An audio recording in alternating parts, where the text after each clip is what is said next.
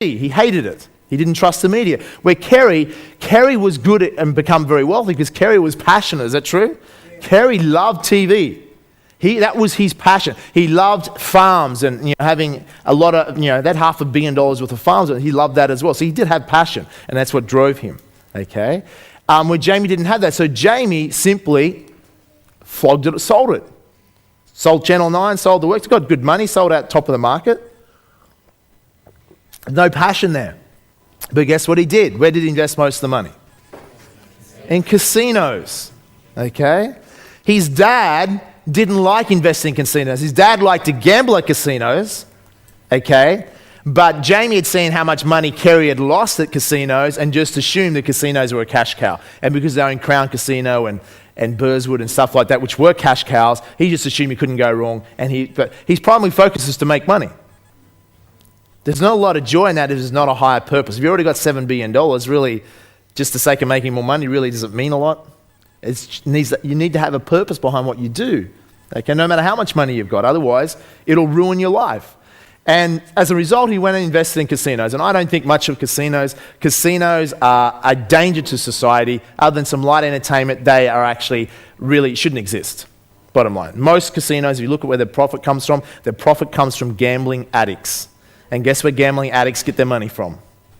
They steal it. Most of the profits in casinos is stolen money. So they're actually partnering with criminals effectively. Okay, so is that adding value to society? Is that helping? No. Of course he's going to feel bloody depressed because you're not making a positive impact in the world. And money has energy. So if you don't use it in the right way, it's not going to make you happy. But if you use it in the right way and adding and using it as a positive energy force, money can be, jot this down, money can be a powerful tool to serve. Is that an empowering belief system, yes or no? Yes. Instead of some people have a belief system, money's the root of all evil. And imagine if you had a belief system, money is a powerful tool to serve. It's obvious who's going to be more financially successful and also who's going to add more value to society. See, I changed my belief system many years ago to money is a powerful tool to serve. Therefore, I am naturally motivated to do well financially. I don't have to push or force myself. I'm naturally motivated because I know the more money I have, the more abundance I have, the more ability I have to make a difference in the world. Okay? And I realize that's important. So I'm driven to that because it's an empowering belief system. So there's a lot of lessons by studying different people, what you can learn off them. Most people are an example of how to live in some areas and a warning in others. And if we looked at our own life, would that be true? You could probably say, Jamie, that's probably right. In some areas, I'm an example. Okay? I might be a great mum or a great dad. In other areas, you might be bloody hopeless. Okay? You might say, my health is crap. I eat like a pig. I don't exercise. And that part of area is not working. Okay? Or it might be, you're so super healthy, but your finances are a disaster.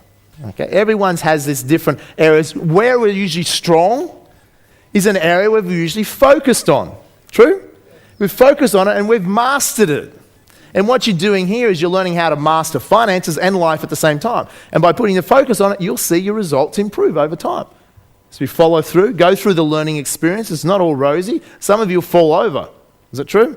You get out there and you'll lose some money. I want to make something clear here. If you're going to become an investor, guess what? At some point, you'll lose money. Jamie, I was just motivated until now. Now you're depressing the shit out of me. But it's true. It's how you deal with losses is very important. That's part of the psychology. I know we want to bitch and moan, but sometimes I've lost money. It still happens at times. You can't guarantee that you're always going to win, but if you wanted to expect to win all the time, you wouldn't play the game.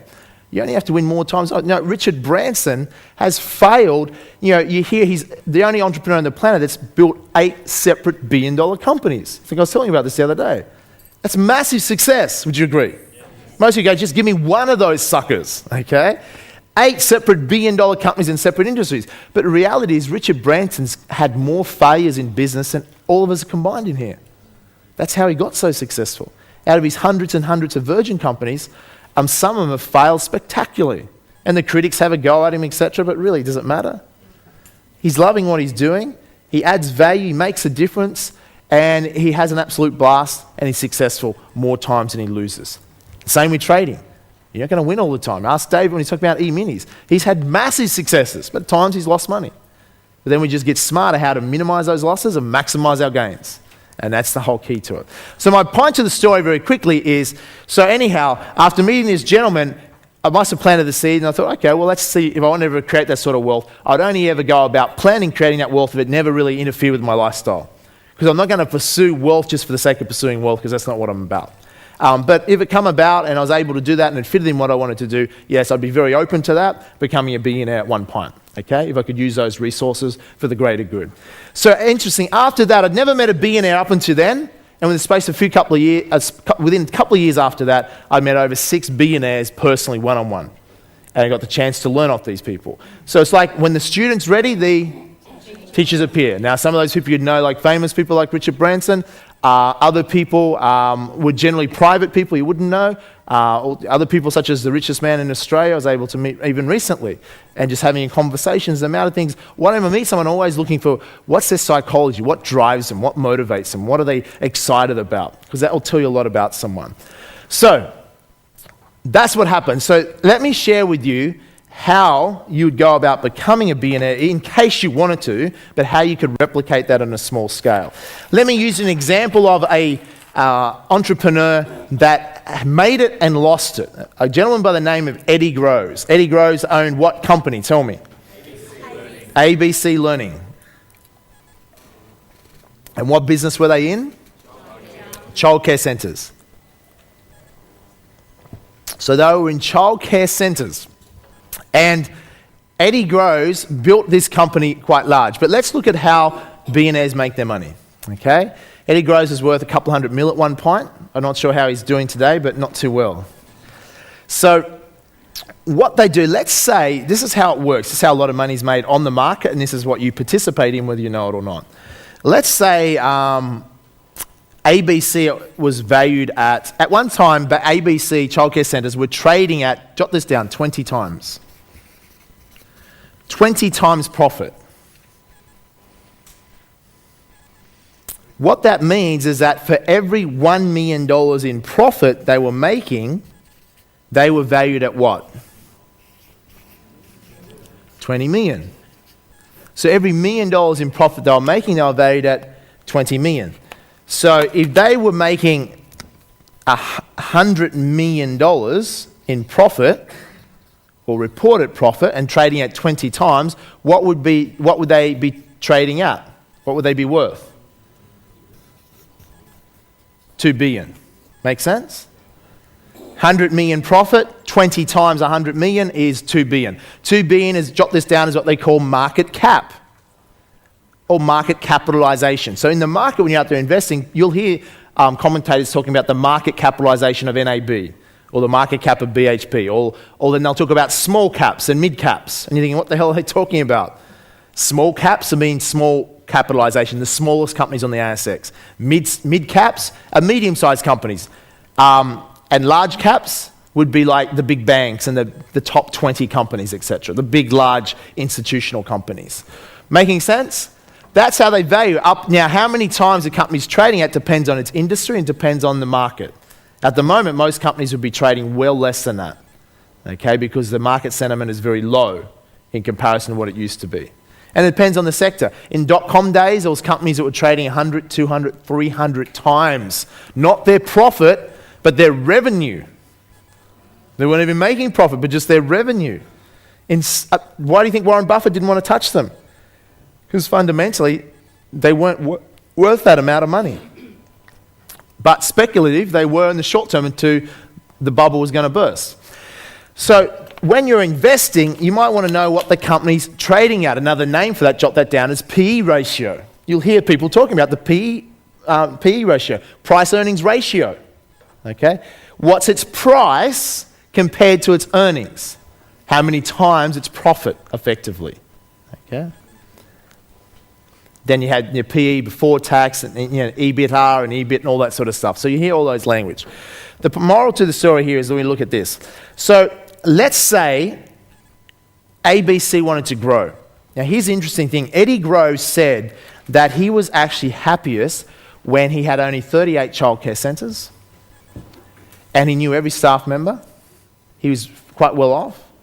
And that's when he was happiest. Because there's an interesting thing, you become too wealthy, your lifestyle can actually go backwards. Okay? Because too much pressure, too much responsibility can actually go backwards. He was happiest then. But the banks got to him and it's like, okay, let's list this thing, let's float this, an IPO, float ABC childcare centres and grow, because that's all the market wants to hear. If you're a shareholder in a company, you want it to grow, don't you? So your share price goes up. And there was easy money, easy credit, so I was throwing money at them. And ABC Childcare Centre went from 38 childcare centres to over 2,600 childcare centres around the world. That's taking a small baby to a massively large business through growth. And they borrowed a lot of money to do that. Okay? So, but imagine this is how much wealth was being created very rapidly. If you're trading at 20 times, you can go up and knock on the door of some local childcare centres. Let's say there's someone owns 5 local childcare centres. And their total profit of those 5 is, let's say it's $200,000 a year each they're making. And let's say those 5 childcare centres are making $1 million between them.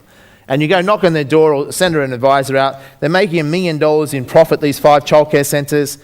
And how much, being a private business, how much could you buy that business for, do you think?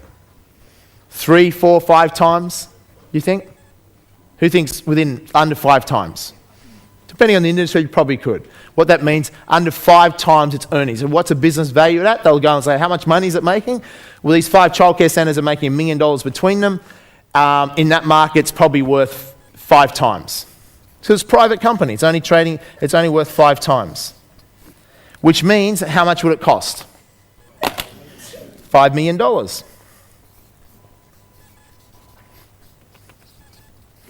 So, Eddie Groves could send his advisors to go and buy these group of childcare centres for $5 million. Now, if other private childcare centres wanted to buy them out, and they're bidding, Eddie Groves can afford to pay more. He can outbid the others. Why? Because Eddie Groves knows once he buys those for $5 million, and now ABC, the ASX-listed company, owns them and it's trading at 20 times, what is that business now worth? 20 times $1 million. It's now worth $20 million. So he pays $5 million for it. It's revalued at $20 million. Why? Because ABC Childcare Centre is trading at 20 times, because that's what you, as an investor, is prepared to pay for it. You're a retail investor. So you've been trading ABC or other companies, and that's what you're prepared to pay for it. Why? Because that's the stock price. If you want to buy, that's what you've been paying, 20 times. That's why. Because the market's paying that. So it's worth 20 times. That means this business he bought for $5 million is now worth $20 million. How much money has he just made on paper? $15 million. Raise your hand if you can start to see how entrepreneurs can make a lot of money very rapidly. Yeah, $15 million in that one transaction. Now, the banks were saying to you, go and buy thousands of these. And he's like, grow. And he can outbid everyone else, remember? Because the local other private childcare centres can't afford to pay $5 million. They can only afford $2 or $3 million because they're only private. So he can outbid them and he can buy as many, and often he paid too much for them. But they just grow because the bank's saying, here's the money, we'll give you whatever you want, just go and buy thousands of them. That's exactly what he did. Could be fun being an entrepreneur. Ego's getting bigger. You got this company that's just growing, but it's loaded with debt, okay, which is the danger when the credit crisis hit. Making sense? Does that sound pretty cool? That's how entrepreneurs make a lot of money. That's why they will list their companies. So if you study all the most successful entrepreneurs, okay, who's the richest person on the planet? Tell me. Used to be Warren Buffett, but invested in GM. Who is it? Bill Gates. Now, what makes Bill Gates a multi-billionaire? Tell me, specifically, what makes him a multi-billionaire? Yeah, he owns stock in Microsoft. Does that make sense?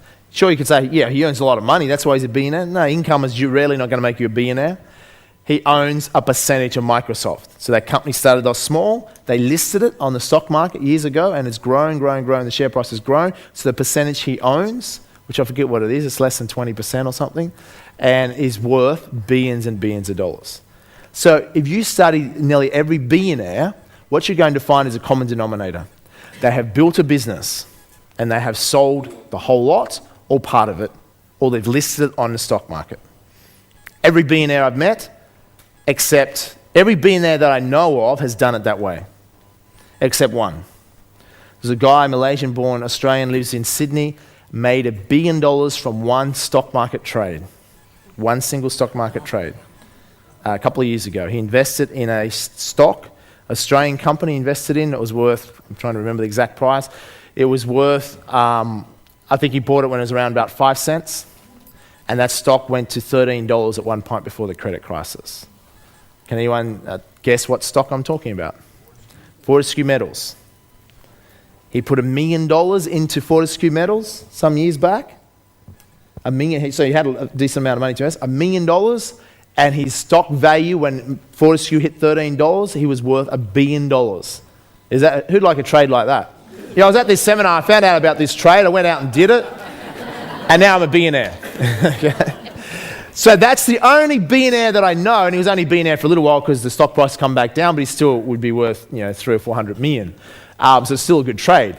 The point is that, loser, down to his last 300 million. His wife's about to leave him. So the point is that that's the only, other than maybe Warren Buffett, but Warren Buffett's really a builder of businesses as well. He buys whole businesses, puts his management in and grows them. That's actually done it just from investing. Most of them build a business or buy a business and then resell it at a profit. Okay? When you looking at the Maya float, private equity firm, bought that a few years ago, refloat it, make $1.5 billion. Okay? That's making money at the big area, financial engineering. Okay?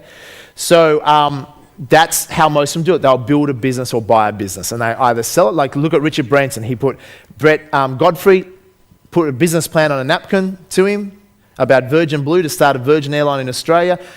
Richard wasn't really interested, eventually got him interested, and Richard said, okay, here's the deal, I'll give you $10 million to start it. So he took $10 million risk to start that. That was back in late September 2001, I believe, Virgin Blue started. Talk about prepared for opportunity, which company went bust shortly thereafter? Ansett went bust, Virgin had just started, and Virgin were offered a large amount of money. He'd put in $10 million, I don't know the exact amount, but Singapore Airlines had offered him a ridiculous check, I think it was 100, 200 million for them basically to shut down. They wanted to take Virgin to shut it down because they didn't want competition out here. I think they also knew Ansett was going under where Richard Branson didn't. And Richard decided in a press conference to tell them no, he wasn't interested because he had their check there. He went public and said, I'm not interested, okay?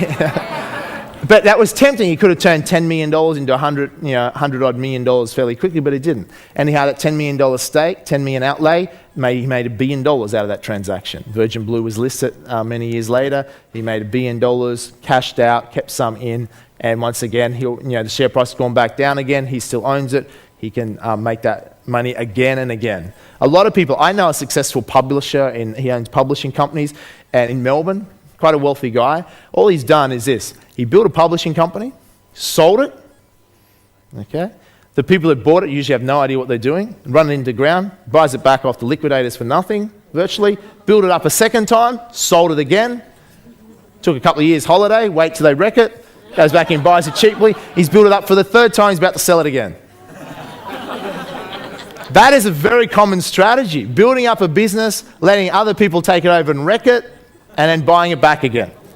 As Kerry Packer said, you usually only get one Alan Bond in your lifetime, okay?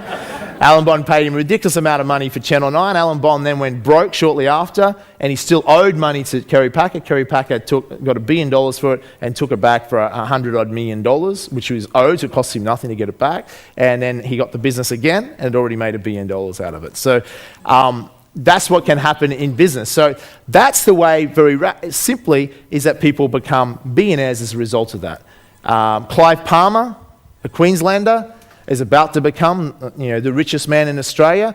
But once again, he's been able to build it. He's about to list one of his companies on the Hong Kong Stock Exchange, and they expect to get about an $8 to $10 billion valuation, and he owns half of it on top of his existing wealth. He earns, I believe, about $400 million a year in royalties.